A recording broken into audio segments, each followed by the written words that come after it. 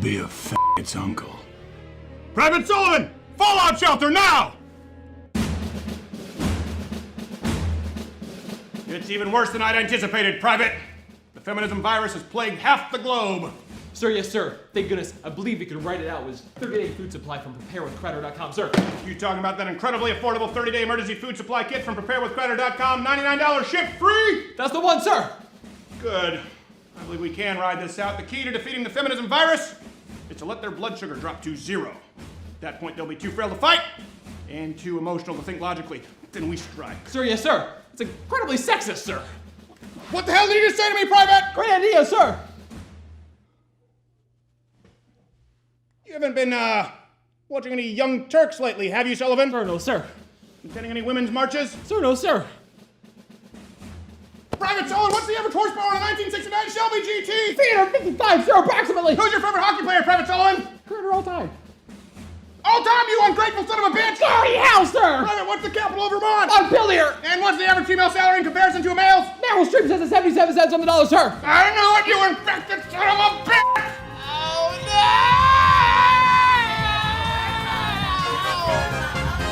no! Preparewithcrowder.com or call 888-411-5153. 30-day food supply kit, $99 shipped free! They have pudding!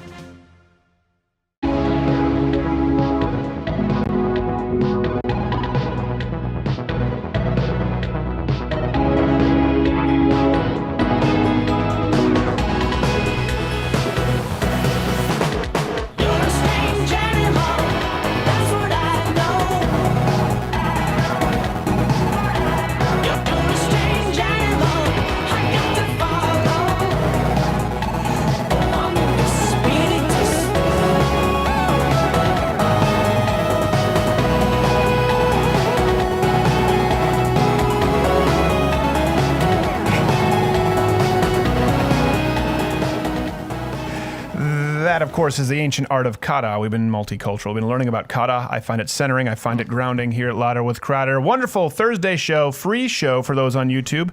Of course, the daily show is available for Louder with Crowder Mug Club members. LouderWithCrowder.com/Mug Club. Producing with me in video studio, as always, is Jared, who is not gay. Follow him on Twitter at NotGayJared. Me at SCrowder. I fulfill my legal obligations. Draw your own conclusions. We good? We good. Not even a little bit. A lot of controversy surrounding that because of some of the comments at South by Southwest. Yes.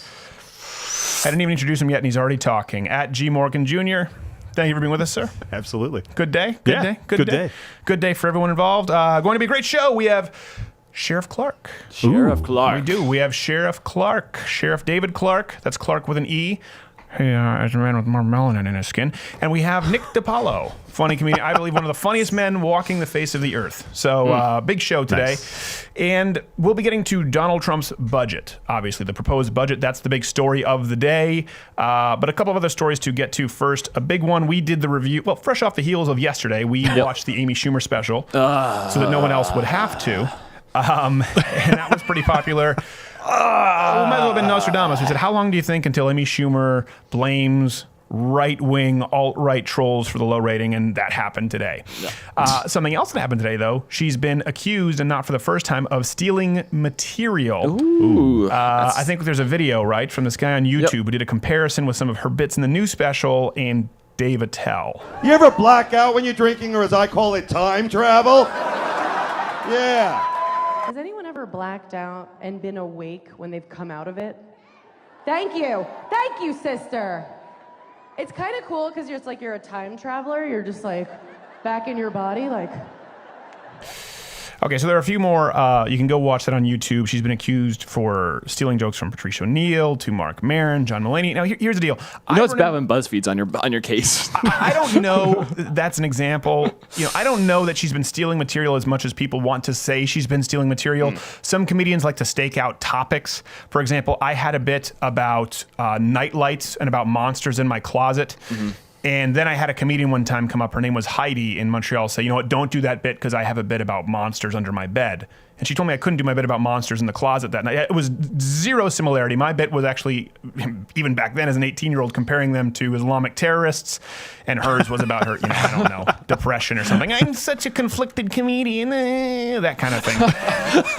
So I always try and be more lenient with these. But we talked about this on Twitter, and people submitted their own evidence. So these are viewers submitted, and it looks pretty damning when you look at them. For example, here's a joke in her special that she told, my vagina smells like a barnyard animal.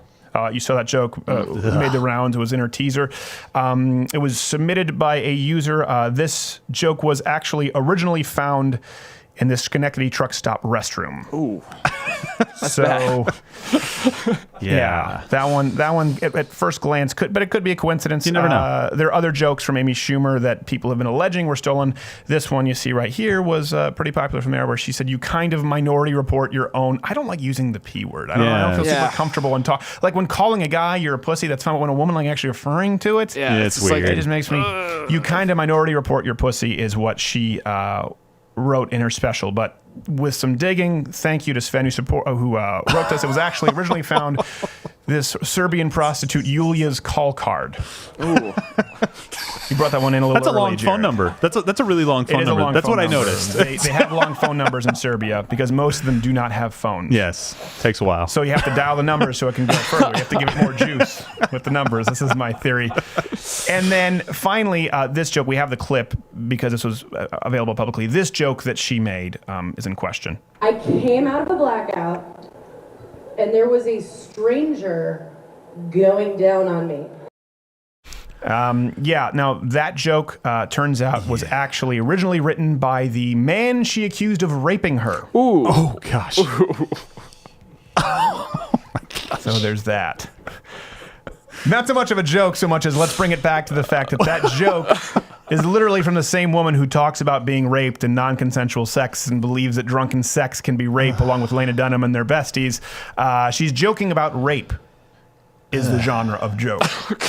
It's just terrible. Why would you ever bring that up? Well, and then the worst part is she stole the rapist jokes. It's not fair. It's not fair. It's not right. Trump's budget. Let's get to Donald Trump's budget. So it's important to note, this is only the discretionary portion of the budget. You've read it, right? Yes. Gerald, Jared, have you read it? I've Full glanced. expert. You have not read it? No. I've glanced. I'm not a smart That means person. no. That means no. That's why we have you in here. So taxes, Social Security, Medicare, that'll all come later. So it's important to note because some people are going, oh, this is just more fluff. He's not talking about taxes. Well, that'll come later. He can't really do that right now.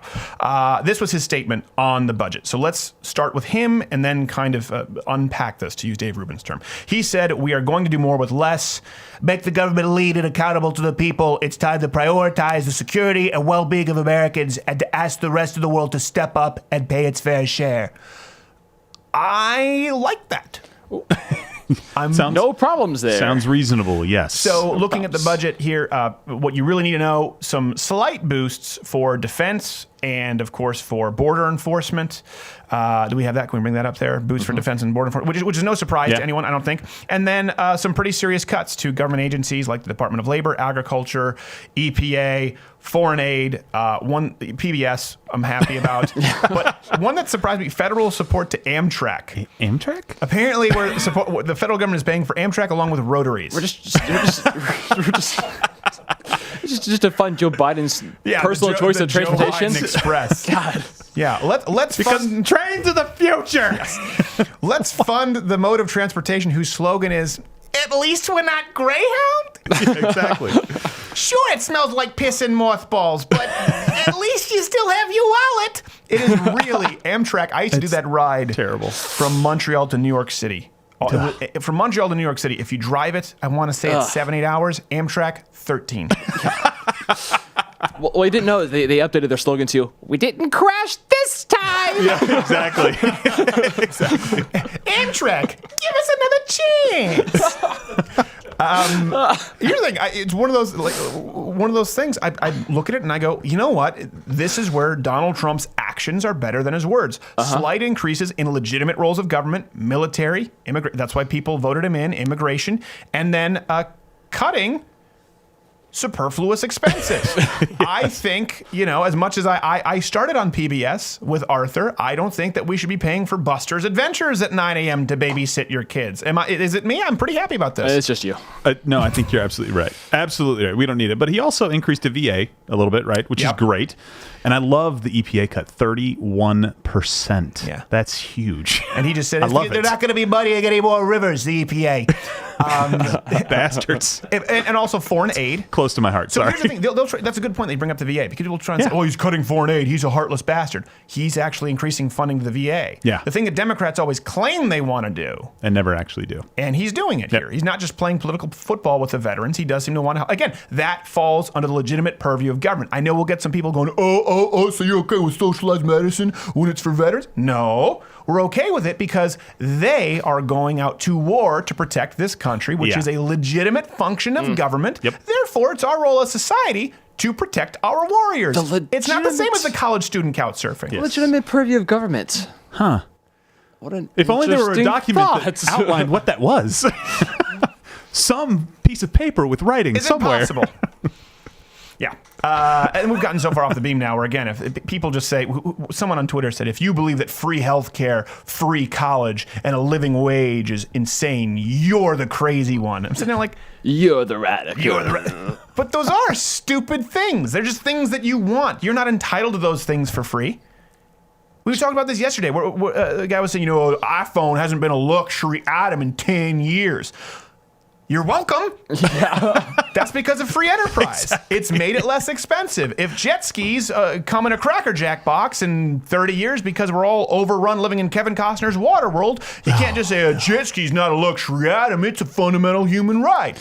No, it's not. That'd be great because Cracker Jack boxes, the prices have really gone downhill. I know. Yeah. Well, if they can fit a jet ski in there, that means you get more volume. Pretty big box as well. Yeah, I'd be happy with that.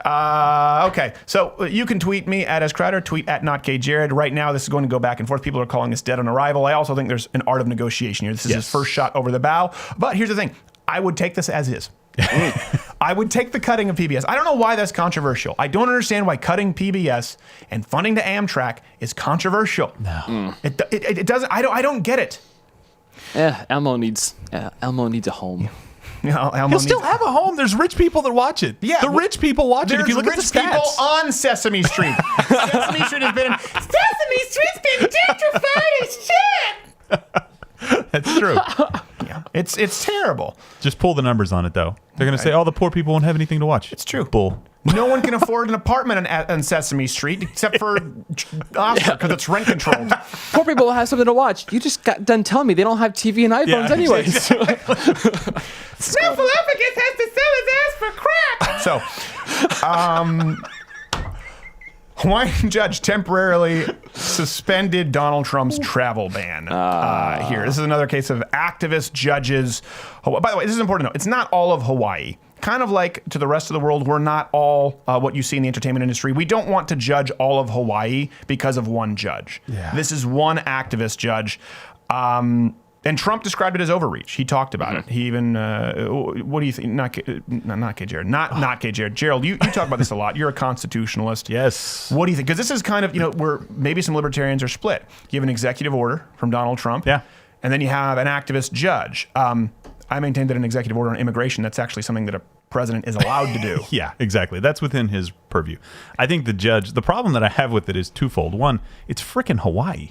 They're not even connected to us. And these guys are like, no, not going to happen. Yeah. Do you see any terrorists traveling to Hawaii? I don't think so. They're going to blow up the Walea River paddle ride. Exactly. It doesn't happen. And two, it's okay if you have a judge in there like this. I'm okay with the system producing this because you can get rid of judges, right? You can appoint another judge in these situations. I'm not sure exactly the legalities there, but you can figure it out. But it is an Obama appointee. Surprise, surprise. Yeah, surprise. And then people get so mad if people, when people get fired. Yeah. This happens, people get fired. I don't know the process, like you said, with the judge in Hawaii, but sometimes you got to clean house a little bit. So now there's a boycott. It was trending with conservatives. So I'm not a huge fan of boycott Hawaii. They want to boycott Hawaii. It was at the top of Twitter. People who are least affected by the Hawaii boycott at this point are people who have already paid for their trips and those who have lives. So that's... Who cares? I'm not a big fan of the boycott. No, stupid. I think you should support with your dollar. We haven't seen boycotts work. As a matter of fact, they usually backfire. Yeah. Yep. So Ivanka Trump for liberals backfired, but not the boycott worked. The boycott didn't. Supporting it worked. Conservatives went out and supported it. Chick-fil-A started beating KFC at a margin of 3-1 when, remember, there was the protesting, and there was the famous gay kissing, which was just 2 fruitcakes and a leotard outside of a Chick-fil-A on Crenshaw. Joy Villa, she saw album sales skyrocket, 40%. We had her on this show. And here's the thing. The reason why boycotts work as opposed to boycotts, for example, if you look at Ivanka Trump, you look at maybe Chick-fil-A, you look at Joy Villa. These are things that Americans maybe weren't relying on, but opted, luxury items to support in principle. A lot of them probably don't even like Joy Villa's music. It's kind of a niche market for that music, but people are saying, you know what? I'll support it just because I hate that everyone else has given her so much crap. People don't need to buy Ivanka Trump branded clothing. They could buy it, but then, you know what? Since I'm going to buy clothing, I'll buy that anyway. That's much more effective than trying to remove or boycott something like a Starbucks over a red cup that people get every day, and they've been getting every day for 6 years. So the boycott, the supporting with your dollar works more because it's a lot easier to go out of your way to support something in principle than to give something up that's a habit, and that's what we've seen time and time again. So please stop with the boycotts. Yeah. Positive feedback's always better anyway. Yeah. We always get the negative feedback from these things, and it doesn't really work. Yeah. And Hawaii's a big habit of mine, so just... Yes. I've never been to Hawaii. That's a thing for me. No, he's There's talking about a guy behind that he this. meets at Los Angeles Porta Potty called Hawaii. Hawaii. His name. Yeah. One eye. Big Funny enough. old Samoan The fella. Seven Falls thing means something different for you, I guess. Speaking of habit, I won't see that in Moana. Speaking of habit, Playboy just published an article on toxic masculinity. Speaking of habit, The article. This is not a toxic Photoshop. masculinity problem. This is not a Photoshop. So if you want to know how far-reaching feminism has gone, it's actually reached into the realms of pornography. This is the civil rights frontier. In an exemplary display of being out of touch with their target demographic, some could say the key buyers of Playboy might even be men. They decide to berate their audience. And I don't know, we saw this, you don't get to claim, this is what the left wants to do, right? They want, my vagina, pussy hat, and then don't you dare talk about my sex life. You wore a vagina on your head. I mean, it's literally on your head. Some might say that drew some attention. It's like, it used to be like, oh, you're looking here? Make eye contact with me. Well, you're wearing vagina glasses. There's nowhere for me to, I just have to look away. What, you're afraid of a powerful woman? No, I'll look you in the vagina glasses. There's no way for me to do this right. So the left, you don't get to claim moral high ground in pornography. You have to choose one or the other. Do you think this was a fake story? This is real. I totally thought this was a fake story. I was waiting for you to go, and we're kidding. No, we are not kidding. This is true. Although Jared actually did some research here, and we should have seen this coming. Happily, he would have done this research, I'm sure. Well, no, he was looking for the Playgirl. He was a little upset that it wasn't a Vin Diesel spread. But we did some research, and we should have seen this coming. One of the first writings on the wall was an article on checking white privilege in Jugs magazine. Jugs Daily. So one could say that was foreshadowing. And then we knew it was getting bad when there was an article on creating safe spaces in barely legal sluts. Not to be outdone, at its crescendo, of course, is the notorious Black Lives Matter spread at tapthatwhiteass.com. So this is a trend, you could say. You could say it's a disturbing trend. Gerald wasn't laughing so much as holding his mouth open. But this story, of course, with Playboy, the virtue signaling knows no bounds. It's given credence to every man who's tried to argue with their wife that they're reading it for the articles. Sweetie, you better not be reading any of those beauty magazines again. Oh no, reading about toxic masculinity and patriarchy. Okay. Edward the Sound Guy lives a double life. Disappointed. I never knew. Toxic here's the thing, too. It's, if you want to talk about safe spaces, no man at this point has they can't even read Playboy magazine. You can't have boys clubs. You can't have men's only gyms, barbers anymore. And now, even in a men's magazine, they have to open it up to be berated. Could you imagine if you opened up Cosmopolitan and it just said, "You're a filthy bitch"? You'd be like, "What? I can't believe this. I bought this magazine. I didn't expect this." But it's totally This was my safe space. That should be the story. We should do that. My only safe space was this crease, and you've taken it from me. It's true. I mean, we've reached. Can you the browbeating that we do with straight white men in this country at this point? No wonder the left is losing elections in a landslide. And while we're talking about toxic masculinity, why don't we talk about toxic femininity? I really think that's a much bigger problem right now. I think women in 2017 are behaving much more poorly than men. Not necessarily femininity. Let's talk about toxic feminism. Feminism is completely toxic. I think we can all agree on that. Yes. Yeah. Let's start with the Women's March and the abortion culture. I think that's pretty toxic. When you're talking about wearing vagina hats and pro-abortion, and then pro-life women were not allowed, not even welcome at the Women's March. I think that's pretty toxic. I think Ashley Judd going off like a Claymate character on a Christmas special about her menstruation is toxic. Like my blood stains on my bed sheets, we don't actually choose. You looked like a child, an autistic I can't child. get away from it. I just can't go away. Is this you trying to shut off your monitor? Something. Good night. We're talking about toxicity. How about the toxicity of feminine? How about blatant lying? Is that toxic? Like the wage gap you see from Patricia Arquette and Hillary Clinton, 77 cents on the dollar. We know that it's not true. I think that lying is toxic. Yep. Telling stay-at-home moms that they're not feminist enough. I think that's toxic. Certainly more toxic than a man wanting to look at beautiful naked ladies. What about stupid These ones? idiot? Yes. But by the way, they are more than just their bodies. They are brave. Yeah. Yes, they are brave and beautiful. By the way, brave when you're disrobed is code for bad looking. Oh. How about idiots I like get this, it now. this Texas lawmaker? Do you see this Texas lawmaker tried to troll pro-life conservatives, and she's being hailed, she's being praised by the feminist left for proposing a fine for masturbation, comparing that to abortion. Yeah, I know. You know her. How do you prove it?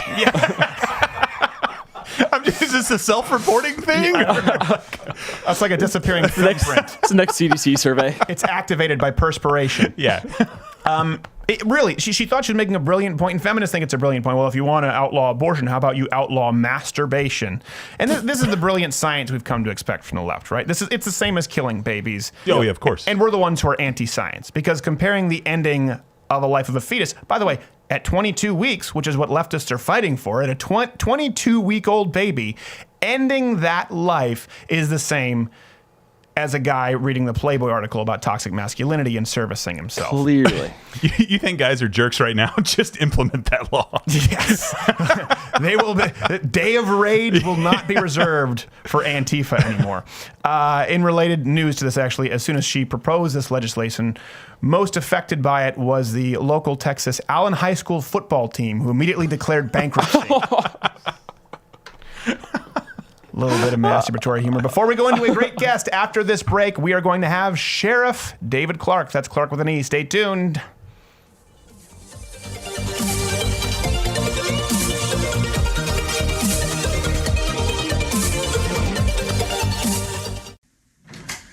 right, Mr. Crowder, how are we doing today? Have you rolled over for me now? Oh. Now, have we subscribed to louderwithcrowder.com for all your daily news and podcast needs? Yeah, I subscribe on iTunes and I bookmarked the site. It's a good one. Good, good. Little stick here. Oh, There we go, like a champ. so that's the Ebola shot. No Zika. Oh, so I'm immunized against Zika now. No, you have Zika. What do you mean? I just gave you Zika.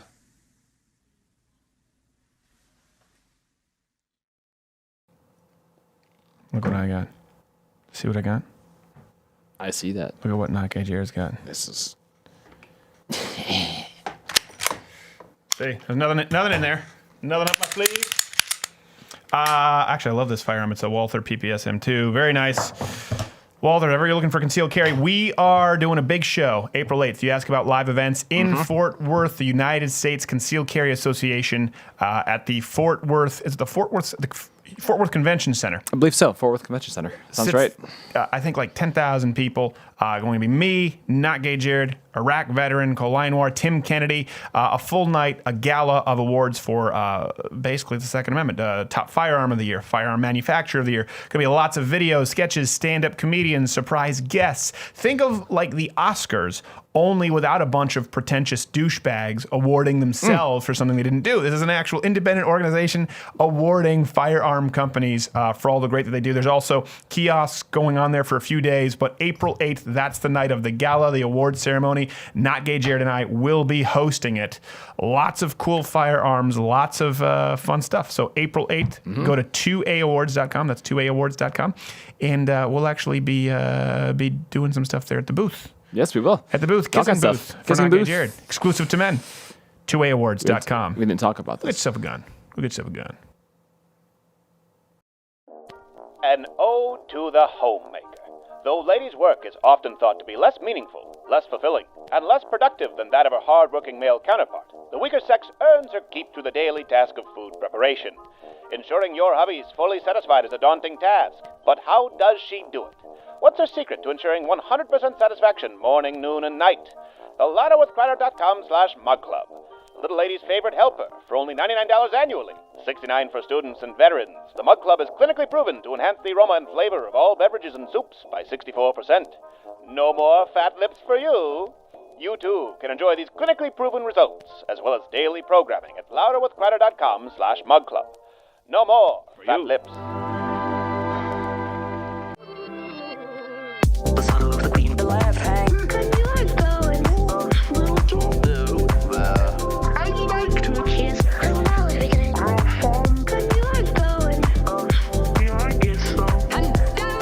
All right, glad to have our next guest. You know him. You've seen him all over the television, and now you can see him on the computer screen here, where actually more people watch their computer screen now than the television. Welcome to 2017, kid. Welcome to 2017, kid. You know him, of course, as a famous sheriff and one of the few grown men who can pull off the cowboy hat look, and no one will question him. At Sheriff Clarke, and his new book is out, Cop Under Fire. Sheriff, thank you so much for being with us, sir. Hey, it's a pleasure. I have to ask you, that's your Jimmy Fallon routine or what, to open the show there? No. If it were the Jimmy Fallon routine is just to be unfunny. We just come in and we make a joke that only we laugh at. So I'm talking about the dancing because he likes to put some moves on. We should cancel the dancing. Yeah, we should cancel the dancing. That was pretty good. Along with Van Jones canceling his spread in Playboy. We were just talking about this before the break. We were doing that the Playboy bit. It was like, Van Jones is in Playboy. Well, good for him. Okay, so Sheriff Clarke, there's so much that's been going on. You've obviously been in the media. You've been an outspoken conservative and now Trump supporter. Let's start with most recently, the Hawaii situation. Have you been following this with them liberal activist judges going against the grain with the executive order, and what are your thoughts on that? Sure. The courts are out of control. They've been out of control for a while, I think, ever since the Obamacare decision where Chief Judge Roberts contorted some decision that both sides were kind of arguing against. Right. And, and what happened in Washington, I think, was similar in that they disregarded precedent. Courts they see precedent as sacred, usually. But when you get an activist court, they kind of wipe it away and start with a clean slate and start rewriting law. Now, people smarter than me in this stuff have said, this was a violation. I think the Hawaii decision, too, it's a violation of the separation of powers. It is the executive branch that is empowered to protect this country. And, of course, it's not absolute, but courts usually show deference when either Congress passes a law under their constitutional authority or the executive does something that, former President Obama was doing the same thing, and the courts had no problem with it. Well, I want to talk about those briefly. First off, you said starting with a clean slate. Some could argue a filthy slate over there in Hawaii right now. I do think, though, it's interesting that you talk about this, the executive power. There is executive power to protect the country with immigration, certainly during times of turmoil. That's something that falls under the legitimate purview of an executive order. Contrast that with the idea that people are now freaking out that PBS might lose some funding. It seems like we've lost track as to the legitimate role of government. Keeping terrorists out? Legitimate. Big Bird, trash can Sesame Street? Not the taxpayers' fault. Where did we go wrong with that? Well, the last 8 years was a real strong push. We lost the culture war. When I say we, I'm talking about conservatives. We lost the culture war. And we've had 8 years of disregarding the rule of law, the Constitution, some of the executive orders that were put forth by former President Obama that were designed to get around Congress's authority. especially in the area of immigration. I mean, it's very clear. It says Congress has the authority to establish rules of immigration. Yeah. And, of course, those are subject to review. I mean, we get it. It's this co-equal and this pulling and tugging that the founders built in. However, I think that in this situation with this travel order, I'm not going to call it a ban. I mean, it's temporary anyway. Right. So that we get our ducks in order. Yeah. I think it's a trampling of the separation of powers. I really do. Yeah, I think you're right. And how fitting is it, not kid here, that while Sheriff Clarke talks, we hear cop sirens in the background. It's like a TV show. It's like a sound effect. I imagine that the white noise machine when Sheriff Clarke goes to sleep is sounds of Milwaukee. Like coming back, Count of Monte Cristo still has to sleep on the floor. He can't take a soft bed. I don't know if you can sleep without the sirens and the chaos. So let's talk about that. Hey, Sheriff, you've been really outspoken with these. People have been talking about sanctuary cities. This is something that I find interesting, and I think you've made some great points that a lot of people may miss, right? You're kind of a firebrand. And so sometimes people go, oh, he said this controversial thing, and then it's whether that was right or that was wrong, a lot like Donald Trump. And sometimes they miss the nuance, some insight in there.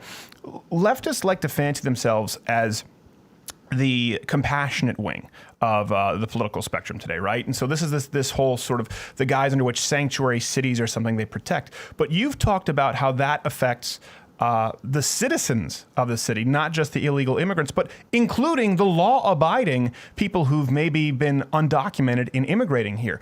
And that's something I'm amazed that more people don't talk about. Why don't you educate us on that? Well, sure, and I'm going to use unvarnished language when we want to talk about undocumented and so on. No, they're illegal aliens, all right? And that's the federal term. If you look at some of the federal language, they haven't cleaned it up. They haven't changed it. So I'm just going to use what the federal government uses. They refer to them as not undocumented immigrants. They're illegal aliens. Look, you cannot allow people to trespass into your country, to come into your country illegally and set up residency. You cannot do that. And there's a number of reasons why we need rules on legal immigration. One of them is that there are national and domestic security issues. A lot of the drugs that are pouring into the United States, especially with the heroin crisis, are coming through our porous border.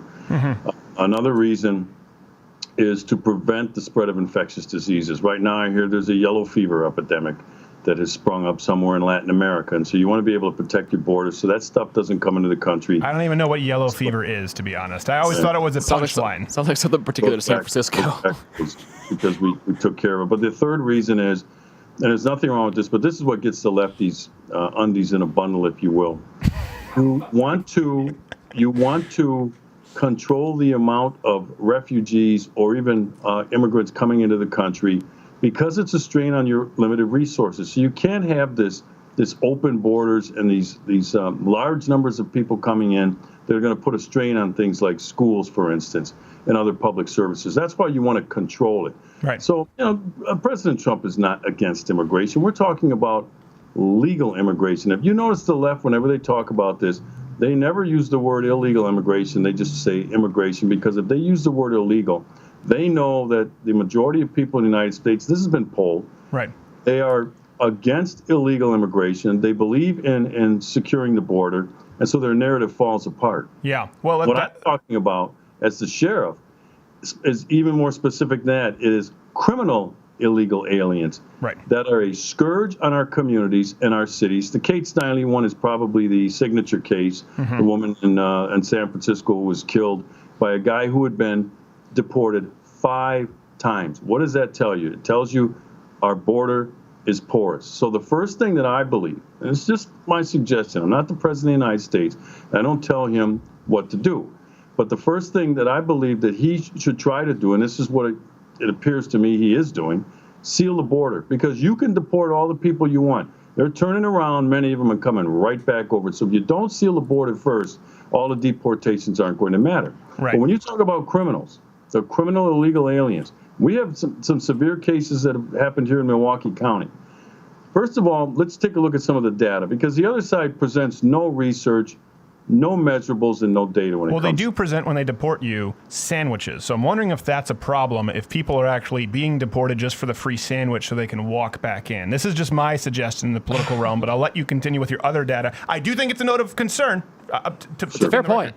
Yeah, absolutely States have a vested interest in this in terms of a strain on their budgets. And we all know that state budgets, local budgets are very strained. Sure. But in 2014, states spent $1.9 billion housing criminal, illegal aliens. Just the criminal ones. Right. Not even the ones who are picked up for crossing the border illegally but haven't committed a crime. Right.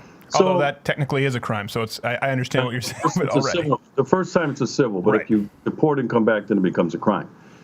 But I don't want to get down in the weeds of that right now. But anyway, you look at the some of the crimes that are being committed. This isn't jaywalking. This isn't illegal parking.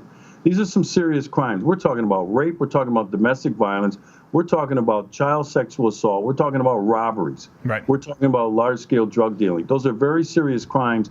We can reduce the crime rate in our communities just cracking down on the criminal illegal aliens. I think the standard has been, the bar has been set too high, and the Obama administration kind of did this. They talk about, well, you're only going to be deported if you're convicted of a serious felony. Mm-hmm. Well, wait a minute. I don't think it's asking too much.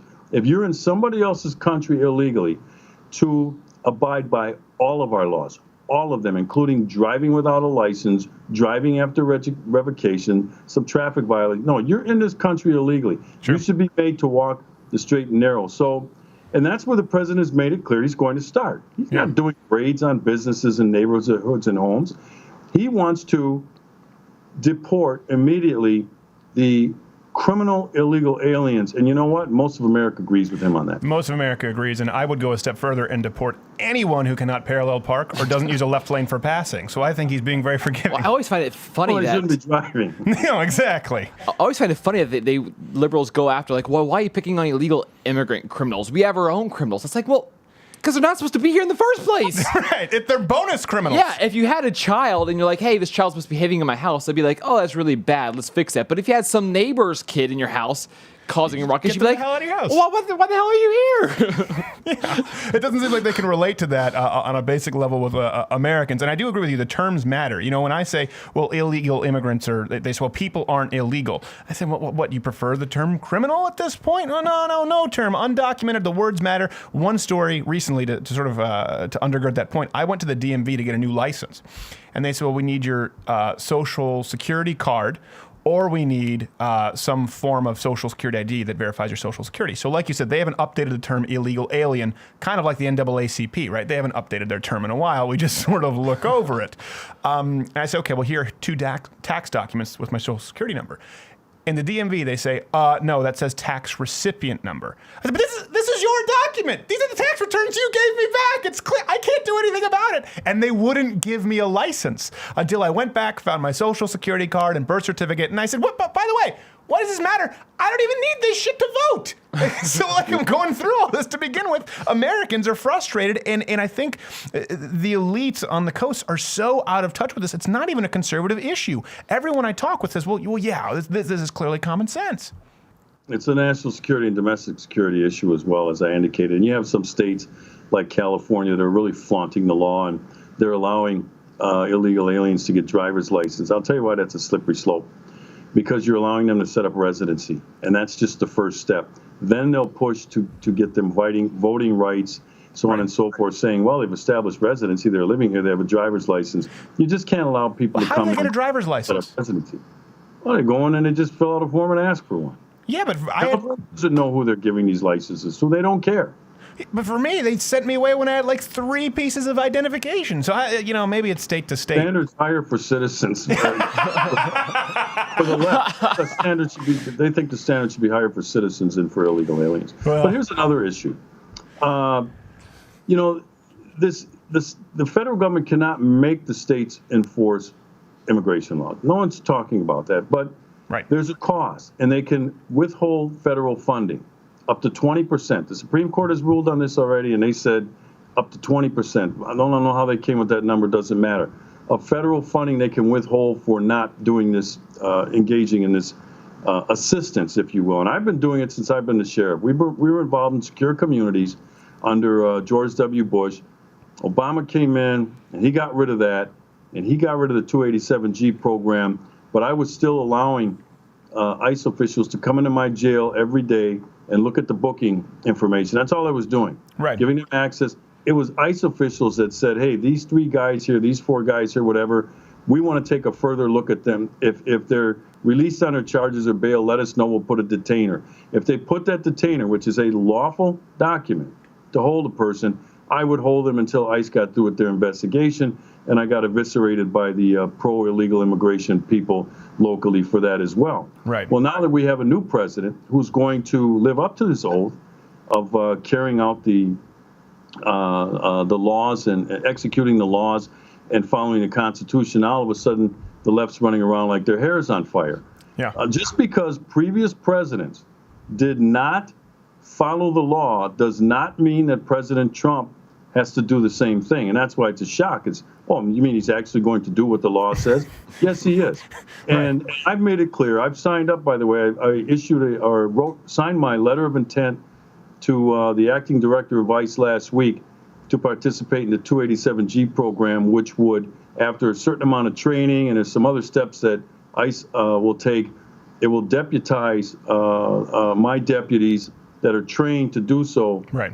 So deputy U.S. Marshals, and they'd be able to enforce immigration law. Look, there's a standard within the law enforcement code of ethics. One of the tenets is a code of ethics. It says you will, or we will, assist any lawful law enforcement entity in the pursuit of justice. That's what we're doing with ICE. We're assisting a legal, lawful law enforcement entity. So when I hear these chiefs coming along, and there were about 60 or so that signed some letter saying that this was going to hurt their community relations effort, and that's, it's a great talking point. It's a great political statement, but it's a poor public policy decision in light of the crimes that are going on. But all of a sudden, they also say, but we also want the funding too. You cannot have it both ways. So I would say, fine, chief, sheriff in that community, you don't have to assist ICE or cooperate with ICE, but you're also going to lose funding. But see, they want it both ways. Right. All of a sudden, precedent with what the previous president did matters. And what about precedent? He didn't enforce the law. We have to get going. I know your book is Cop Under Fire. I do think it's interesting, kind of imparting. Obviously, you've been at the forefront. There it is. There's that beautiful book.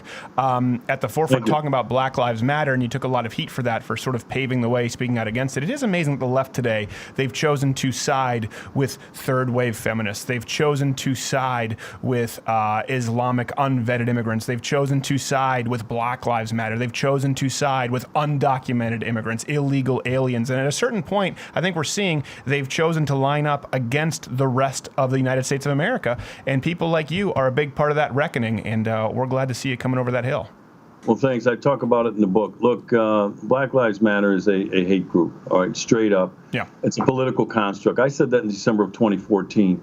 It was designed to mobilize and energize the black vote for the 2016 elections. It did not work. And if you've noticed, they've been thrown overboard by the Democrat Party, who, as you said, have now taken on women's issues and refugees and the Latino movement. And trans. They're like, black people, get out. Transgenders need to use a bathroom. BLM's been super quiet lately. And now it's gotten so bad that Black Lives Matter, who is out in North Dakota protesting at the Dakota Access Pipeline, they've had to take on environmental issues to keep the funding from Soros coming in and to stay relevant within the Democrat Party, because right now it's not an election cycle, and the Democrats have made it clear we only need blacks at election time. It's not an election cycle, so get lost. And so Black Lives Matter has grasped onto environmental issues, as if in the black community, I'm there every day, you know what they want?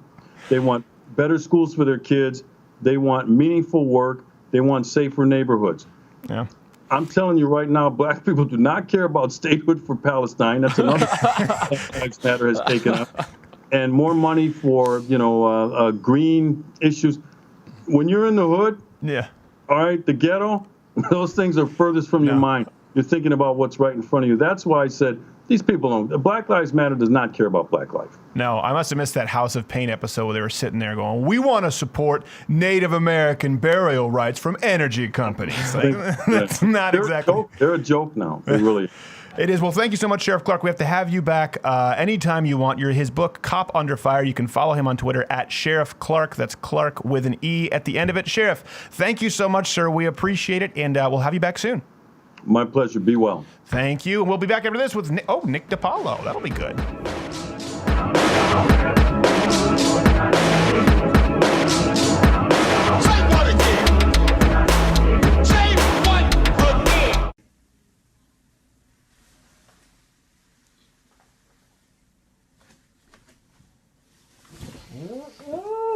You should have subscribed to the Lotto with Crowder podcast on iTunes or SoundCloud.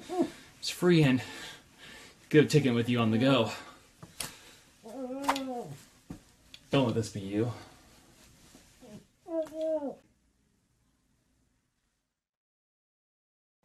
Live read time. This is the opportunity where you get to support the program. Right now, we still have the special going for. This is the last week, I believe. Maybe there's one more week. 2 more weeks, I think, until we're out of this product.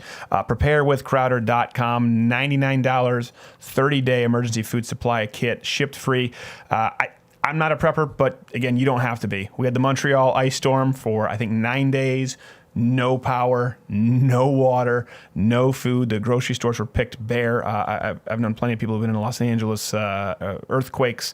It just pays to be prepared. You have your water, get that 30-day emergency food supply kit, some heating method, and you got yourself covered. So $99 shipped free to your door. Preparewithcrowder.com. Right now is where you go. That's preparewithcrowder.com, or you can call 888-411-5153. 888-411-5153. But why would you? It's 2017. Preparewithcrowder.com, $99 shipped to your door free. And if you don't want it, don't buy it. But if you've been thinking about pickling jars and stocking up and I don't know, pickling beets, just buy this thing. Ultimately, it'll be cheaper and it's a lot easier. But if you don't want, you don't have to. Long after hubby has retired for the night, the work of the homemaker continues. The tedious task of matching hubby's socks and folding his trousers can take well late into the night. But fear not. After all is in its place and after he's entirely satisfied, girl time can begin. And how does the little lady prefer to unwind? With straight vodka, antidepressants, and a little help from LottoWithCrowder.com/mugclub. Only $99 annually, $69 for students and veterans. The LottoWithCrowder.com/mugclub is clinically proven to enhance alcohol absorption by 34%. So let loose and just be your... Oh my! Well, I'll be a monkey's uncle. It appears I've been hoodwinked. That's no dame, but a full-blown tranny. Skunked again. LottoWithCrowder.com/mugclub. Join now for daily Lotto with Crowder content and to avoid any more unpleasant, unnatural surprises.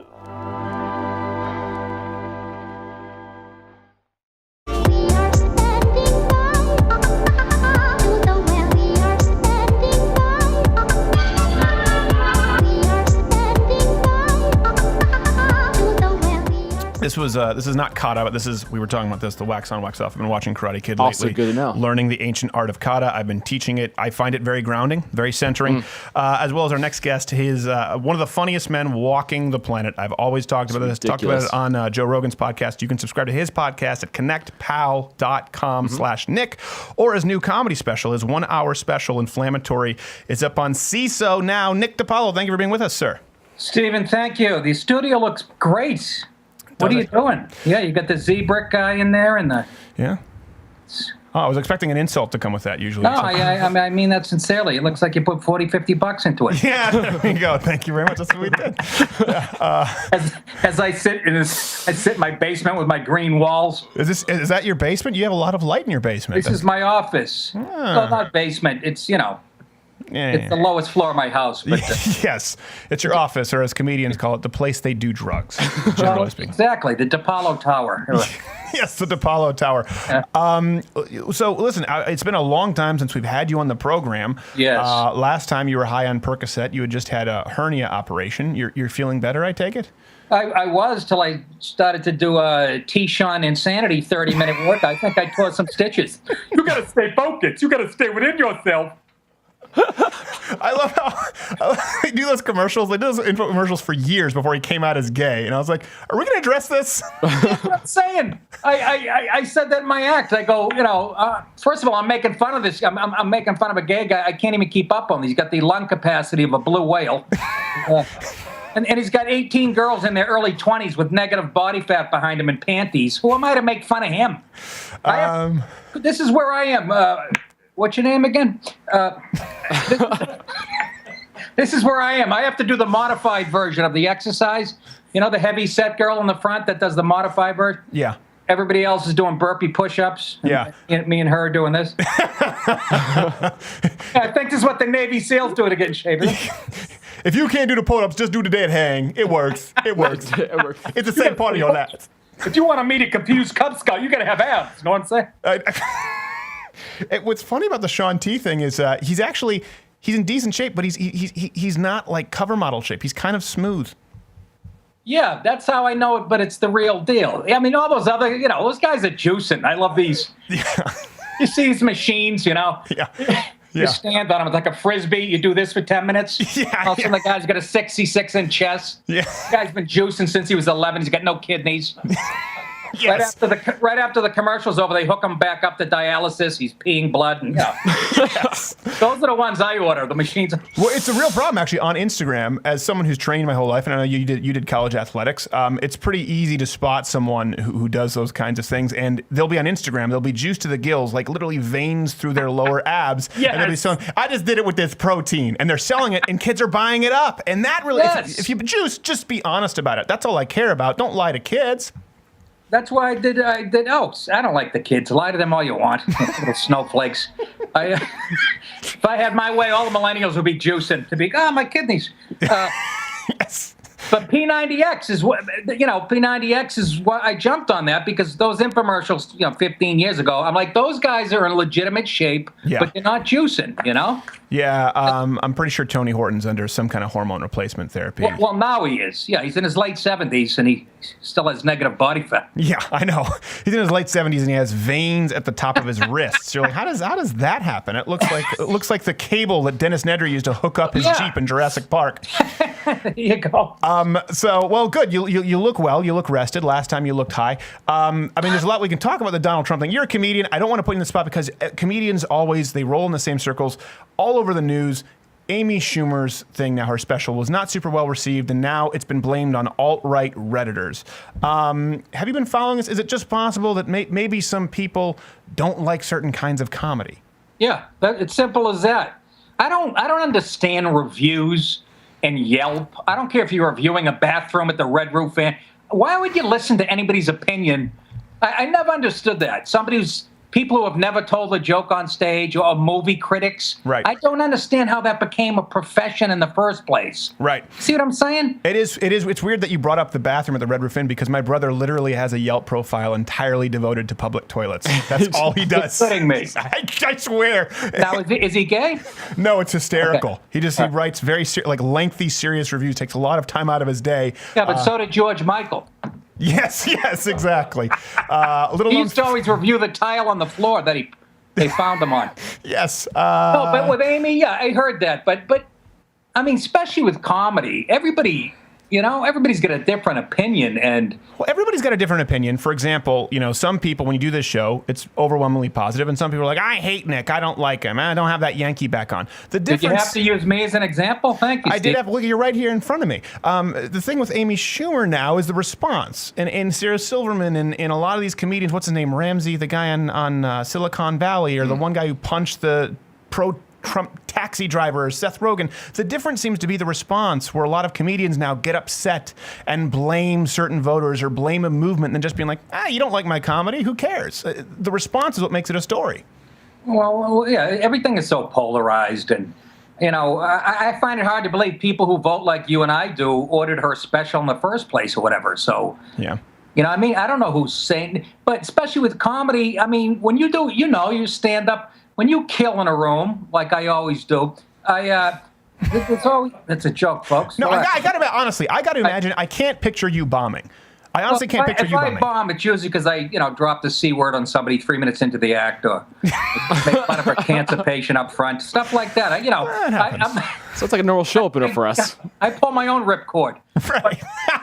You know what I mean? I get bored, and but my point is, even when you kill, and when you leave that night, somebody in that audience thought you were the funniest person they have ever seen in their life. And even if you killed this, there's somebody in there who said, what a waste of time that was. That's just part of the job. Now, but like you say, we're in such a politically polarized world. Who knows but let me tell you something. I know Amy, and I'm not one of these suck-ups. I'm not going to defend her because she put me on her show. But I've sat at the Comedy Cellar table and hung around with her long enough to know she's funny. Yeah. I mean, you don't have to love her stand-up or whatever, but she has like I'll give you a little example. When I did that thing on her show, I had to cry at the end at the scene, this 12 Angry Men sketch we did. Right. And so I'm explaining to her after. Somebody asked me what I used to well up the... And Amy was listening. Yeah. I'm looking at Amy. I go, well, my dad was just diagnosed with Alzheimer's. I mentioned like 3. She goes, I got to take this. She walks away. Made me feel like a bitch. I'm sitting there. That's something Colin Quinn would do to me, or my late great friend Patrice O'Neill. Right. I mean, that's a comment with a mean streak like that. Yeah. So I haven't seen her stand. I don't watch other people stand up. But when people 1 star out of 5, who's saying that? Yeah, well, we did our sit down. Your fans. No, we did our sit down so people, because a lot of people didn't want to watch it. Here's the deal. I will say, I've always said this, and Jared argues with me. He doesn't find her funny really ever.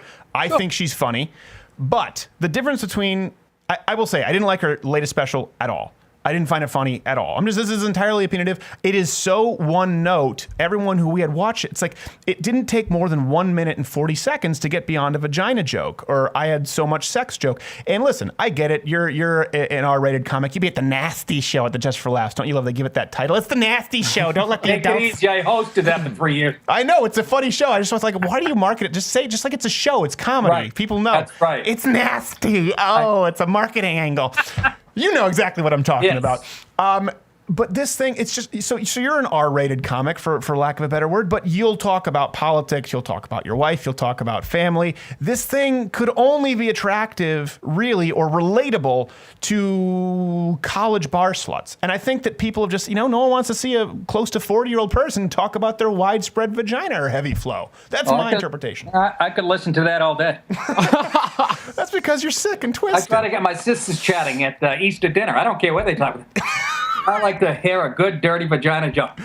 Pass the stuffing, mummy. Well, one, but for 54 minutes.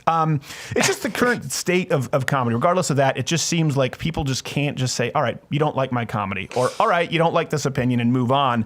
And the fight back, the pushback, it's been all over. It's just laugh or don't, Well, that's, you're saying, when you say there's, people have to respond angrily, but you mean mostly... Social media don't you think it encourages her. that? She's the one, she's going out, she's like, she writes a whole post about, like, this has only empowered me as a strong woman, and to the haters, I'm better than you. Yeah, she's like, to the haters, I'm better. It's like, just shut up. Just don't make it a thing. It's like, this doesn't need to be this whole self-empowering post. It just go tell jokes. Imagine if you went on there, someone said, you know what, I didn't like Nick DiPaolo's latest special on CISO, and you went on Instagram, you're like, oh, you haters, you only make me soar like an eagle so I can look down at your miserable. It's like, just shut up and just go do another show. How do you spell eagle? This guy's there's never an off switch. But this one guy in Manchester, England, is busting my balls. You can't lose a Nick DiPaolo. Hey, Nick, how do you feel about progeria jokes? About what? Progeria jokes. We got a lot of flack for those. Progeria? He doesn't even know. Well, now you make fun of it. It's the kids who age too quickly. It's like reverse Benjamin Button. You said that like that. I should know that. Well, I don't know. It's a genre, Nick. It's a genre of humor. It's a genre. You're a genre. Progeria. How do you feel? What was it that we caught flack for? What was a progeria joke?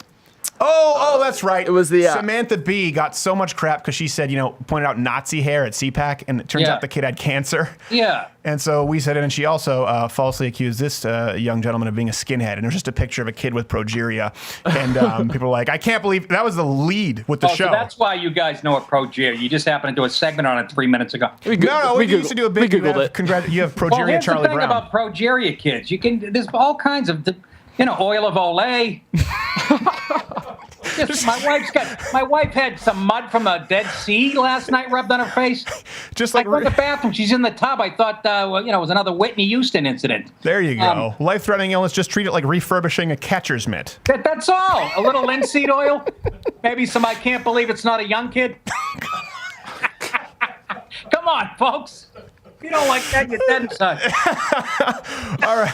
All right. Have you? Country crock. Okay. Progeria. I thought that was like an African nation I didn't know about. Yeah, well, apparently there are a lot of nations. Whenever I hear about a new country, I'm like, is that really a country? I guess it is, and then I feel stupid. Apparently, there are 156 countries. We learned that because CNN, I think, remember they accidentally wrote there was like 13,000 something countries. Yeah. I was dumb enough, and I'm like, hold on a second. Am I wrong about something here? Did I forget to carry a one? Speaking of which, what's your report card on Donald Trump? You were a Ted Cruz guy in the primaries and you really liked the balls on him. What do you think so far? Because you haven't been on the show since he's actually been inaugurated. I can't believe the attempt to undermine him and the disrespect and it's making me a bigger fan. Yeah. And I don't ever want him to let up on the media. Yeah. The media wasn't just mean and unfair towards him. For the last 40 years, it's been lying with a left-leaning, and not just the news. Everybody talks about liberal media. They talk about CNN and the news. I'm talking Hollywood garbage, portraying white men as idiots in every commercial. This has been going on forever. I don't want him to let up. Keep his boot on the media's throat. I love it. I'm becoming a bigger fan. And then last night when he's giving a speech in Nashville. He's doing his rally, and he starts to read the statute that says that his travel ban should be legal. Yeah. And he's actually reading like from the Constitution, and it says he, and he goes, well, it should be he or she. Thank God that she isn't Hillary. And the place explodes, and he turns around like a professional wrestler to suck it in, like Roddy Piper. I'm on the couch going, how can you not find this refreshing, regardless of your political stripes? I didn't even like the guy when I used to see him on The Apprentice, and I used to go, he seems like a bit of adult. He's not the perfect messenger, but I love the message, and I love his hatred of the media, and I just can't believe what's going on. And I watched Seth Meyers, and I'm going to choke that guy. Oh, well, there we go. There's someone we can trash. We talk about Seth Meyers all the time. I love the fact that fake news has been turned around. He's like, it's time to retire that term. And well, you guys invented it, and now you have to own it. He is such a smug. I love the fake news, and I love just the slew of articles for clickbait leftist sites, from HuffPo to Salon, of 10 ways you can Bernie Sanders can still become president. Yeah. It's 16 ways you can impeach Trump. Yeah, I know. 10 ways that Bernie Sanders can become president. Number one, pay your actual rate of taxes that you're supposed to pay. Yeah. You old left-leaning liar, you. He's too busy making sure that his sister doesn't have to pay for a pap smear. The guy is an absolute germ. Smear of pap. Smear of pap! That guy is just a... Yeah, but our Bernie here is basically Gilbert Gottfried. I don't want to pay taxes. Not a fan of the Bernie. You got to do this when you're Bernie. Yeah, you have to talk like this. The real thing is he's writing a letter to Santa Claus. I know this thing is rigged. I saw Hillary in the men's room. She's got big balls. I want a bike and a Slinky and free healthcare. Yeah, I don't know why, and it's one of those things that, like, for our generation, I think that'll forever be hung around their neck. We're like, you know what? He's authentic. He's a new thing. He was like there. Well, you know what? He is authentic. I realized that when they were talking about him writing some erotica back in the 70s. I forgot about that. I remember the gang rape. He wrote an article saying when women are having sex with their husbands, they're secretly fantasizing about being raped by 3 guys at once. And that's when I realized he's a true socialist. Even in his rape fantasies, we have to share the vagina. I don't know about you. When it comes to vagina, I am a dictator. I am the king. I love you. Yes. When it comes to vagina, I'm a veritable Mussolini.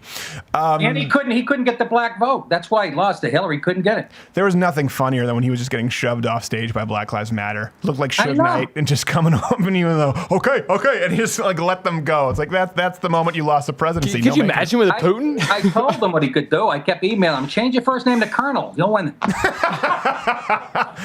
All right. We have to go soon here, Nick. We can't go all day. What do you think about the budget proposal? No, that's fine. Listen, we don't care. Couldn't get. I know. We played Spot the Tranny for crying out loud.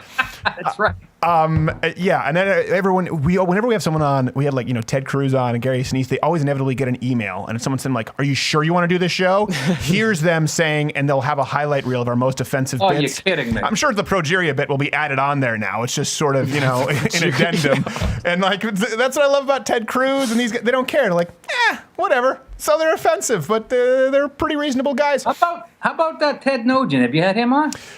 We were supposed to, and then he was out on some hunt. He's not like just a hunter. He sort of lifts up the spirit of the animal and all that stuff. But we will have him on. Yeah. I'm deaf in my, and this is true. I'm partially deaf in my left ear because of Ted Nugent. Because of a concert, or because I went to a concert at Cape Cod Coliseum when I was like 15. Oh. And my ear stopped ringing. I'm not joking. 2 weeks later, my ear stopped ringing. And now when I'm on the phone, since then, I'll turn 71 on Wednesday, by the way. And it hurts when people talk too loud. I thought there was going to be a punchline there. I was going to be like, from Ted Nugent, like, from a concert? No, from his submachine gun. Come on, Steven, not everything's a joke, man. I just told I might have progeria. I don't know. You don't know. What do you think, before we go, of Donald Trump's? Have you read the budget here today? Dude. Okay, more into this than me. You got to remember, I'm still doing stand-up. Yes, I went over the budget and. Well, I just find it funny. It's one of those things. Gavin McInnes talked about this, where we're at a point in this country where the left and the right are saying the exact same thing with different attitudes. And the budget to me is just like, he wants to increase military spending, but decrease spending on the EPA and PBS. And we're going. He wants to increase military spending and decrease funding to PBS and the EPA. That's a beautiful bit right there. That's Gavin McInnes, and he talked about it. And on this show, I think it was last week. It is remarkable. We're talking about the exact same bill, and it's proposal, I should say. I'm thrilled about it. I don't know why we're funding Sesame Street. It makes it hard for your special on CISO to compete with Oscar the Grouch. A lot of those kids have progeria that watch that show. I don't know if you know that. They have a new character come out. He looks like a pair of testicles with big Billy balls. Have you seen him? Well, they don't watch him for very long, so it's a demographic. The Nielsen ratings are a little bit skewed. Nick DiPaolo we have on the program. Nick DiPaolo, connectpal.com/Nick is where you can subscribe to his podcast, or the special is called Inflammatory on CISO, correct? It's CISO.com. And the podcast, if they want to listen, get a free sample on Monday on iTunes. That's they can listen to it and then subscribe if they want. So, and I'm on Twitter and at Nick DiPaolo, Facebook, Instagram, all that crap that is wasting our lives. So yes, exactly. Hit me up on that. One of the funniest men alive, Nick DiPaolo. Thank you for being with us, sir. We appreciate it.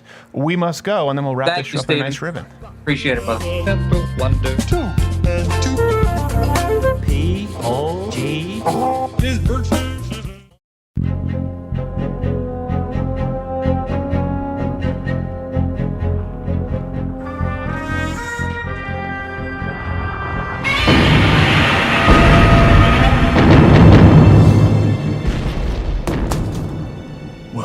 Me. Private Sullivan! Code 16! It's happening.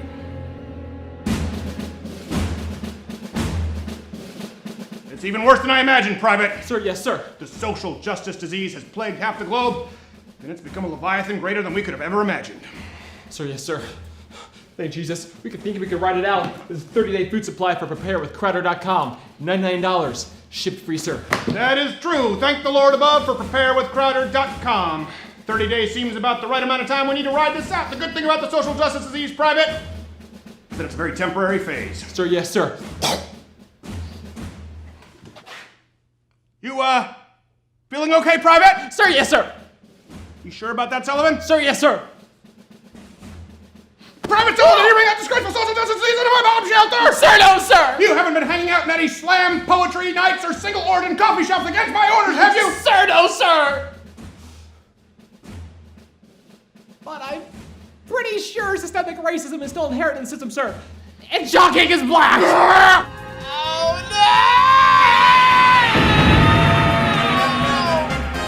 Prepare with Crowder.com or call 888-411-5153. 30-day food supply kit, $99 shipped free! They have pudding! It's better to have loved and lost than never to have loved at all. Come cheer up my nights, come cheer up my nights. It's better to have loved and lost. I just punched my microphone. Glad to be back. Uppercut it like that black guy did in that viral video of that chick. Boom. Oh, you go to jail now.